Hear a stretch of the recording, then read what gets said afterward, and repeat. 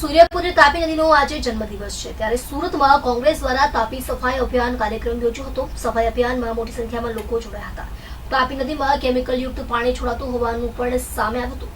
તાપી નદી સફાઈ અભિયાન દરમિયાન મોટી સંખ્યામાં મૃત માછલી જોવા મળી હતી। તાપી નદીના અનેકો વાર આજે સફાઈ કરવામાં આવ્યા છે ત્યારે કોંગી નેતાઓએ શાસકો પર તાપીની સ્થિતિને લઈને આકરા પ્રહાર કર્યા હતા। સુરેશ સુહાગિયાએ કહ્યું કે તાપીના જન્મદિવસે સફાઈ અભિયાન હાથ ધર્યું હતું। રામનાથ ઓવારા પર અમે જોયું કે અહીં સ્થળ પર બજેટ ક્યાં જાય છે તેવા સવાલો થયા હતા। જીવાદોરી સમાન તાપી મૈયા મરણ પથારી હોય તેવું લાગી રહ્યું છે। માછલીઓ સહિતના જળચરો મૃત હાલતમાં મળી આવ્યા છે। તાપી માટે શાસકો કંઈક કરે અમે આજના પવિત્ર દિવસે વિનંતી કરીએ છીએ। જિલ્લા કોંગ્રેસના નેતાએ કહ્યું કે અશ્વિની કુમાર ઓવારા પર સફાઈ અને ધાર્મિક કાર્યક્રમ રાખ્યો હતો। અહીં ચિંતાનો વિષય સામે આવ્યો છે। અહીં માછલાઓ મરેલા જોવા મળ્યા હતા। અહીંનું પાણી આખા સુરતમાં જાય છે। અહીંનું પાણી દૂષિત છે। શાસકોએ આંખે પાટા બાંધ્યા હોય તેવા દ્રશ્યો જોવા મળે છે। અહીંની પરિસ્થિતિ જોઈને શાસકો નિરાકરણ લાવે તે જરૂરી છે। લોકોને વિનંતી છે કે તેઓ તાપીને દૂષિત ન કરે।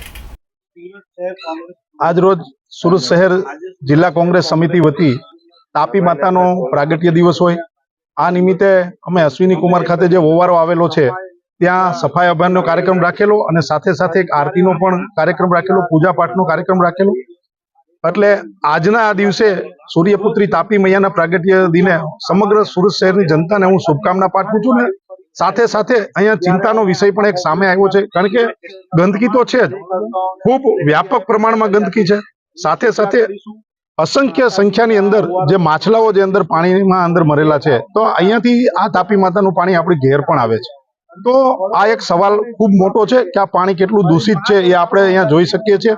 સુરત મહાનગરપાલિકાના જે શાસકો છે એમણે તો જાણે આંખે પાટા બાંધેલા હોય એ પ્રમાણે વર્તન છે। એટલે સુરત શહેરની જનતાને અને સુરત મહાનગરપાલિકાના તંત્રને પણ જગાડવા માંગીએ છીએ કે આપ શ્રી અહીંયા આવો, અહીંયા જોવો અને જે પરિસ્થિતિ છે એ તમે જોઈ અને એનું નિરાકરણ આવે એના માટેના પણ અમે એમને અપીલ કરીએ। સાથે સાથે સુરત શહેરની જનતાને પણ અપીલ કરીએ છીએ કે આપણી સૌનું આ સહિયારી જવાબદારી છે કે આ જે તાપી મૈયા છે એમને દૂષિત આપણે ન કરીએ, જેથી કરીને અહીંયા જે માછલીઓ અંદર મરેલી છે એ પણ ન મરે, બીજા પણ અસંખ્ય પાણીજન્ય જે જીવો હોય છે એ પણ ન મરે અને સાથે સાથે આ જ પાણી આપણા ઘેર પણ પીવા। એટલે આ તાપી મૈયા આપણા માટે સુરતીઓ માટે લાઈફ લાઈન છે।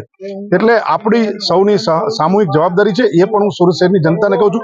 અને ફરી એક વખત આજના દિવસે સુરત શહેર જિલ્લા કોંગ્રેસ સમિતિ વતી હું તાપી મૈયાના પ્રાગટ્ય દિને સમગ્ર સુરત શહેરની જનતાને શુભકામના પાઠવું છું। પૂર્વ સભ્ય નગર પ્રાથમિક શિક્ષણ સમિતિ સુરત આજ રોજ સુરત શહેરની જીવાદોરી સમાન અને જેના નામમાં સ્મરણ માત્રથી દરેક પાપો ધોવાય છે એવી માતા તાપી મૈયાના જન્મ દિવસે સર્વ શહેરીજનોને પહેલા તો શુભેચ્છા પાઠવું છું। સાથે સાથે આજે અમે જ્યારે રામનાથ ઓવારા પર આવ્યા ત્યારે જોયું કે કહેવાતી હિન્દુત્વવાદી ભારતીય જનતા પાર્ટીની જે સરકારનું શાસન છે સુરત મહાનગરપાલિકામાં વારંવાર તાપી સફાઈ, તાપી શુદ્ધિકરણ અભિયાનની વાતો કરી અને કરોડો રૂપિયાના બજેટ ફાળવવામાં આવે છે, પરંતુ આજે સ્થળ ઉપર જે જોઈ ગંદકી તો એ બજેટ ક્યાં જાય છે એક તપાસનો વિષય થાય છે। કારણ કે ભારતીય જનતા પાર્ટીની અંદર અત્યારે બેફામ ભ્રષ્ટાચાર વ્યાપી ગયો છે। સુરત શહેરની જીવાદોરી સમાન તાપી નદી છે આજે એટલી પ્રદૂષિત છે કે મરણ પથારી હોય તાપી મૈયા એવું લાગી રહ્યું છે। એની અંદર જે જીવજંતુઓ છે, માછલીઓ છે એ પણ ખૂબ મોટા પ્રમાણમાં આજે અહીંયા જોયું તો મૃત્યુ પામેલી છે। ઓવારા પર કોઈ પણ જગ્યાએ સફાઈ નથી। એટલે હું આપના માધ્યમથી આ ભારતીય જનતા પાર્ટીના એસીમાં બેઠેલા નફ્ફટ શાસકોને કહેવા માંગુ છું કે તમે જે ગાય માતા અને તાપી માતાના નામે વારંવાર મત માંગો છો પણ આ તાપી માતાને માટે પણ તમે કંઈક કરો એવી આપ સૌને વિનંતી છે। પ્રતિક સેના ગુજરાત પ્રદેશ અધ્યક્ષ અને સામાજિક કાર્યકર્તા અશ્વિની કુમાર આજે અમારા સુરત શહેરની કોંગ્રેસની ટીમ વતી એ સફાઈ અભિયાનનો કાર્યક્રમ રાખવા આપ્યો છું। હું બહુ બધું અભિનંદન આપું છું કારણ કે છેલ્લા ઘણા સમયથી વર્ષોથી મેં આવેદનપત્ર આપ્યા છે, લેટર પેડ આપ્યા છે કે દરેક ઓવારા પર સિક્યુરિટી ગાર્ડ હોવા જોઈએ અને રોજે રોજ પોલીસ સ્ટેશનનું પમ્પિંગ હોવું જોઈએ કારણ કે જે ન્યુસન્સ થાય છે ને એ મોટાભાગે ઓવારા પર થાય છે। સામે પારથી દારૂ લાવવું હોય, ગાંજાનું, ડ્રગ્સનું, જુગાર બધું મોટાભાગે ઓવારા પર થતા હોય છે। વિષય આ કે આ જવાબદારી પોલીસ કમિશનરની અને પોલીસવાળાની છે। બીજું હું કહેવા માંગીશ સુરત મહાનગરપાલિકા કમિશનરને, એમણે પણ કમ્પલસરી મહિનાના એક દિવસ એસએમસીના અધિકારીઓને સફાઈ અભિયાન રાખવામાં આવે. આજે તમે જોઈ શકો છો સ્ટાફ તો ઘણો મોટો છે, પણ 4 જ સાધન લઈને આવ્યા છે. કેટલા સાધન છે તમે ગણી લો, 1 2 3 4 5 અને 6 સાધનથી અમે નદી સાફ કરવા આવ્યા છે. વિચાર કરો, સુરતની આ પરિસ્થિતિ છે, 62,000 કરોડનું બજેટ અને નદી સફાઈનું 400 થી 600 કરોડનું બજેટ, એમાં અમારી પાસે 6 સાધન છે. એમાં નથી પાવડો, નથી તગારું. એટલે મૂળ કોઈનામાં લાગણી નથી, કોઈનામાં ભાવના નથી. જે દિવસે સુરત શહેરની જનતામાં, હું કોઈ અધિકારીનો વાંક નથી કાઢતો, પણ આ જે ઉપરના અધિકારી છે એમને જવાબદારી હોવી જોઈએ કે વોર્ડની અંદર પૂરતો સામાન હોવો જોઈએ અને મહિનાના એકવાર દરેક વોર્ડ પર સફાઈ અભિયાન જોવું જોઈએ. કારણ કે આજે અમે આ ગંદકી જોઈ લો, તૂટેલી નાવડી, તૂટેલી મૂર્તિ, કપડાં, આ બધું નદીમાં નહીં નાખવું જોઈએ.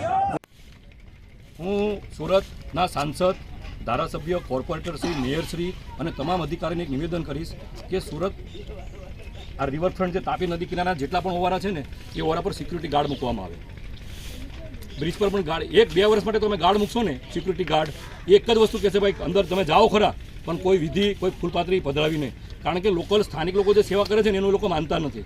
એટલે મારી તમામ અમારા વિસ્તારના જે દર્શના જરદોશબેન છે, CR પાટીલ સાહેબ છે, ભાજપના જે પણ અમારા કુમાર કાનાણી સાહેબ છે, જે પણ ધારાસભ્યો, બધા આમ આદમી પાર્ટીના તમામ રાજકીય કોંગ્રેસ પાર્ટી હોય, શિવસેના હોય, તમામને હું નિવેદન કરી બધા એકજૂટ થાવ અને આ જે નદી ગંદી થાય છે એના માટે તમામ ઓવારા પર સિક્યુરિટી ગાર્ડ મૂકવામાં આવે અને સિક્યુરિટી ગાર્ડ પણ એકદમ સ્ટ્રિક્ટ કે કોઈ પણ સામગ્રી નીચે નહીં આવે. આ 1 વર્ષ, 2 વર્ષ, 3 વર્ષ તમારો ખર્ચો થશે, પણ તાપી નદી જે સાફ થશે ને સાહેબ, એમાં જે બજેટ છે ને 400 કરોડ ને 400 કરોડ બચી જશે. આજે 400 કરોડ ક્યાં જાય છે મને નથી ખબર. 400 કરોડનું બજેટ છે સાહેબ, કેટલું બજેટ હશે તાપી સભ્ય અભિયાનનું? 400 કરોડનું બજેટ છે. હવે 400 કરોડ બજેટમાં પેલા અહીંયા આ બતાવું તમને, અહીંયા પેલા ચાંદીના પેલા ઘડા, આ ઘડા નાખેલા, ઘડા, આ ઘડાના સ્ટેન્ડ છે, એ ઘડા બી ગાયબ થઈ ગયા છે. આ ઘડા બી નાખેલા વર્ષો જમાના પહેલા, એ ઘડા બી ગાયબ થઈ ગયા છે. તમે જે કચરાપેટી મૂકો છો એ બી ગાયબ થઈ જાય છે, ડસ્ટબિન બી ગાયબ થઈ જાય છે. કારણ કે અહીંયા ન્યુસન્સ વધારે છે ઓવારા ઉપર. દારૂ, જુગાર, આ ચરસીઓના અડ્ડા બની ગયા છે ઓવારા પર. કોઈ મા બેન દીકરીઓ ઓવારા પર આવી શકે એવી પોઝિશન નથી. એટલે મારી તમામ રાજકીય પક્ષોને નિવેદન છે કે દરેક ઓવારા ઉપર સિક્યુરિટી ગાર્ડ મૂકવામાં આવે. સિક્યુરિટી ગાર્ડ એ બી સ્ટ્રિક્ટ એકદમ, કે કોઈ પણ નિસંસને નીચે નહીં આવવા દેવામાં આવે, કોઈ પણ જાતની મૂર્તિ પધરાવવા દેવામાં નહીં આવે. છે કોઈ પણ તહેવાર હોય એના માટે કૃત્રિમ તળાવ બનાવો પોતપોતાના વિસ્તારમાં. કુમાર કાનાણીના વિસ્તારમાં બનાવે, સાંસદ એના વિસ્તારમાં બનાવે, મુકેશ પટેલ એના વિસ્તારમાં બનાવે. મતલબ પોતપોતાના વિસ્તારમાં કૃત્રિમ તળાવ બનાવવામાં આવે અને જે ધાર્મિક લોકો છે તમામ સમાજના, જે માતાજી, ગણપતિ, જે પણ તહેવાર આવે છે એની મૂર્તિ ત્યાં સ્થાપિત, એની વિસર્જન ત્યાં થાય, નદીમાં ના થાય.